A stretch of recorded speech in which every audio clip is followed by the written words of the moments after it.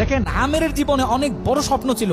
সে হজ করতে যাবে, সে কাবাগর তাওয়াফ করবে, এটা তার স্বপ্ন ছিল। এবং গত পরশুদিনই তার হজের ফ্লাইট ছিল। সে যখন এয়ারপোর্টে আসলো, পাসপোর্টে নিরাপত্তাজনিত কিছু সমস্যার কারণে তাকে একটু দাঁড় করিয়ে রাখা হলো। সমস্যার সমাধান যখন হলো, তাকে যখন ছেড়ে দেওয়া হলো, তখন আসলে অনেক দেরি হয়ে গেছে। কারণ আমেরের সাথে অন্যান্য যে হজ যাত্রী, তারা এতক্ষণে বিমানে উঠে গেছে এবং বিমানের দরজা ভিতর থেকে বন্ধ করে দেওয়া হয়েছে। তখন সেই এয়ারপোর্টের অফিসাররা সেই পাইলটের সাথে কথা বললো, পাইলটের সাথে যোগাযোগ করলো, পাইলটকে বলল যে দেখেন, একজন হজ যাত্রী নিরাপত্তাজনিত কিছু সমস্যার কারণে বিমানে উঠতে একটু দেরি হয়ে গেছে, তাকে একটু বিমানে উঠিয়ে নেন। সে বিমানে উঠতে পারে নাই।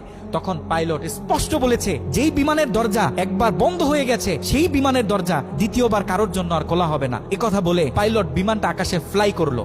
সেই অফিসাররা তখন আমেরকে বুঝাইতেছে, দেখো বিমান তো চলে গেছে, তুমি আর যেতে পারবে না, তুমি বাড়িতে চলে যাও, নেক্সট টাইমে তুমি হজে যাওয়ার জন্য ট্রাই করো। তখন সে আমাদের মুসলিম ভাই, সে হজ যাত্রী, সে কি বলেছে জানেন? সে বলেছে, আমি আমার রবের উপর পরিপূর্ণ তাকওয়া রাখলাম, আমি আমার রবের উপর পরিপূর্ণ আস্থা রাখলাম, আমি হজ করেই বাড়িতে ফিরবো, হজ না করে আমি বাড়িতে ফিরবো না। কথা বলে সে এয়ারপোর্টে দাঁড়িয়ে রইল। ঠিক কতক্ষণ পর সেই বিমান থেকে এয়ারপোর্টে মেসেজ করা হলো যে বিমানের ভিতরে যান্ত্রিক সমস্যা দেখা গিয়েছে, খুব ইমার্জেন্সি, বিমানটা সেই এয়ারপোর্টে ল্যান্ড করতে হবে। বিমানটা যখন এয়ারপোর্টে ল্যান্ড করা হলো, যান্ত্রিক যে ত্রুটি, এই ত্রুটিগুলো যখন সমস্যা সমাধান করা হচ্ছে, তখন সেই অফিসাররা সেই পাইলটের সাথে কথা বলেছে যে দেখেন, কোনোভাবে এই যাত্রীটা একটু নেওয়া যায় কিনা। সে তো হজ করার উদ্দেশ্যে বাড়ি থেকে বের হয়েছে, সে তো বাড়িতে যেতে চাচ্ছে না, হজ না করে তাকে একটু নিয়ে নেন।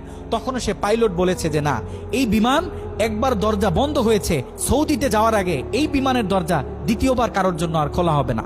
কথা বলে সে পাইলট আবারও বিমানটা আকাশে ফ্লাই করালো। তখনও সে অফিসাররা আমেরকে গিয়ে বোঝাচ্ছে, দেখেন মনে কষ্ট পাইয়েন না, এরকম মাঝে মাঝে হয়, আপনি বাড়িতে চলে যান।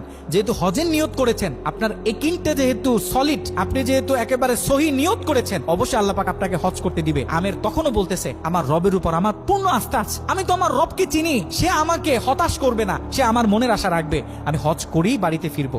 কথা যখন বলতেছে, এর ঠিক কিছুক্ষণ পরে আবারও সেই বিমান এয়ারপোর্টে মেসেজ করলো যে বিমানের ভিতরে এখন আগের চেয়ে বেশি কিছু যান্ত্রিক ত্রুটি দেখা গিয়েছে, বিমানটা আকাশে ফ্লাই করতেছে না, বিমানটা ইমার্জেন্সি, আবার এয়ারপোর্টে ল্যান্ড করতে হবে।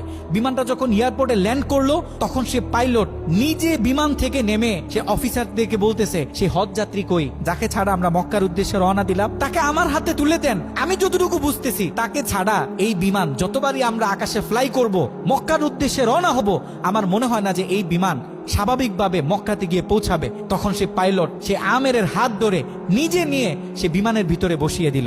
দেখেন, আল্লাহ পাক তো স্পষ্ট বলতেছে, ওয়ামান ইয়াতাওয়াক্কাল আলাল্লাহি ফাহুয়া হাসবুহ, যে আমি আল্লাহর উপর তাওয়াক্কুল করবে, তার জন্য আমি যথেষ্ট, পৃথিবীর কাউকে তার দরকার হবে না। আল্লাহ পাক আপনাকে বলতেছে, আল্লাহ পাক আপনাকেই